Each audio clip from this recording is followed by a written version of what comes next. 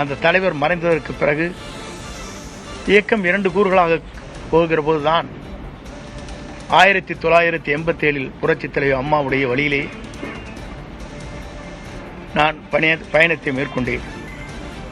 புரட்சித் தலைவர் அம்மா அவர்களும் அவருடைய சுற்றுப்பயணமாக இருந்தாலும் சரி, பல்வேறு ஆலோசனைகள் கேட்கின்ற போது பல்வேறு நண்பர்களோடு நானும் இணைந்து அந்த பணிகளை நான் மேற்கொண்டிருக்கிறேன். புரட்சித் தலைவரால் பாராட்டுதலை பெற்றிருக்கிறேன். எம்மையுமே தன்னுடைய தலையிலே விழுகிறதென்றாலும் கூட சறுக்காமல் வழுக்காமல் இந்த இயக்கத்திற்காகவும் எனக்காகவும் தன்னை அர்ப்பணித்தவர் என்று ஒரு பெரிய கேசட்டை உங்களுக்கு தெரியும். என்னுடைய திருமணத்திலே மட்டுமல்ல, திருச்சியில் நடைபெற்ற நிகழ்ச்சியில் கூட அந்த அளவுக்கு பாராட்டினார். ஆனால் இன்றைக்கு இருக்கிற நிலைகள் வேறு. இன்றைக்கு நான் அதை சொல்வதற்கு காரணம்,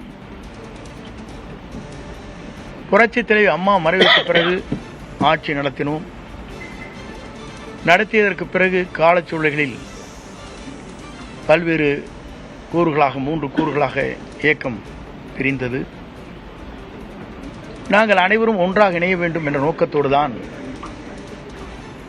நாங்கள் எல்லோரும் அந்த கருத்துக்களை வலியுறுத்தினோம். ஆனால் அந்த கருத்துக்கள் பரிமாறப்பட்டதை தவிர செயல்படுத்த இயலவில்லை. ஆகவேதான் இன்றைய சூழ்நிலையில் ஒரே ஒரு கருத்தை நான் சொல்ல விரும்புகிறேன்.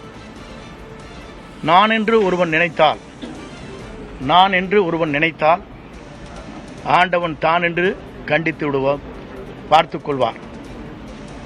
ஆண்டவன் தான் என்று பார்த்துக் கொள்வார். இதுதான் இன்றைய சூழ்நிலை. இறைவன் எல்லோருக்கும் மேலே இருக்கிறான். இறைவன் நம்மை கண்காணித்துக் கொண்டிருக்கிறான்.